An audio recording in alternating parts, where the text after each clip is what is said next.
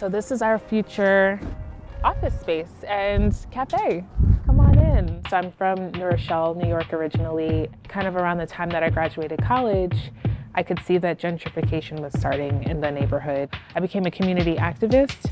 I did manage to build a 3-unit project and create some affordable housing, but within just a year's time, the values in the neighborhood quadrupled.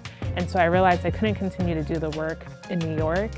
And I asked myself, where can I do the work? I found myself, in Baltimore, and I haven't looked back.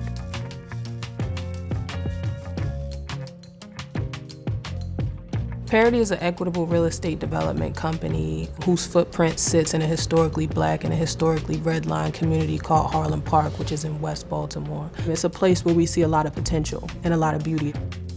A lot of art and culture, a lot of very historic political movements all come out of West Baltimore.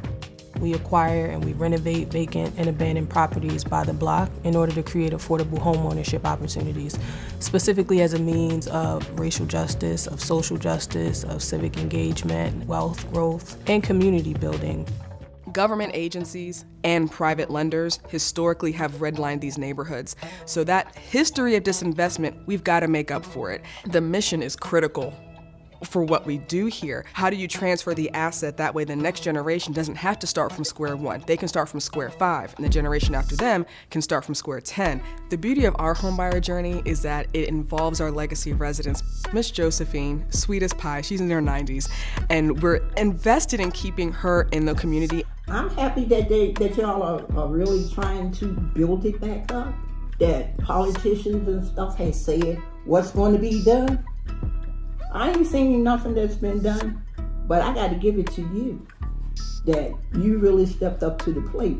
We have to ensure that our legacy residents can maintain their homes and keep their homes. I work with the SOS Fund, which is a sister company to Parity Homes. We do anti-displacement work.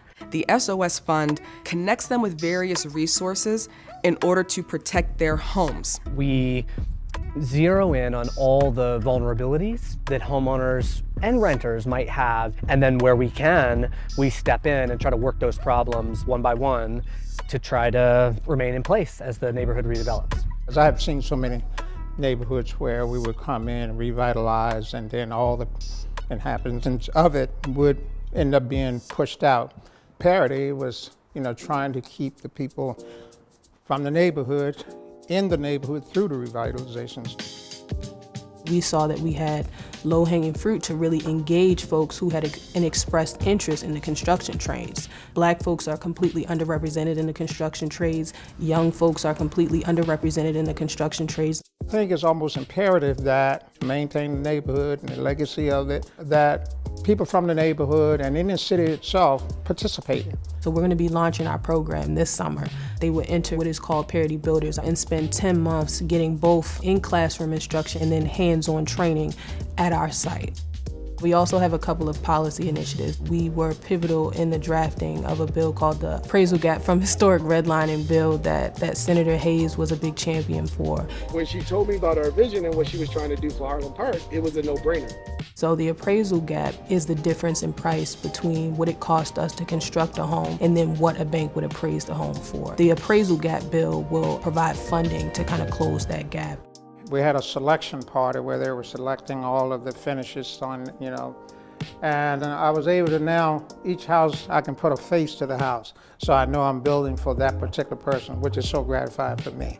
With the mirror and all, I think we're going to convert this into an office. What you see on the walls here are the remnants of what we did, which is called a house blessing. And so the buyer of this house invited their family, their friends, and they just wrote, kind words of affirmation and love and support. Baltimore City has a warmth to it. It just has an openness and a grit. We want to keep the charm in Charm City, our architecture, our food. We want to keep Baltimore, Baltimore. We want to work alongside community members to help them create a real example of what they can imagine that community to be. I think it's really an act of rebellion to say, let's see what we can create now. Let's see what power looks like as people have the opportunity to move back in.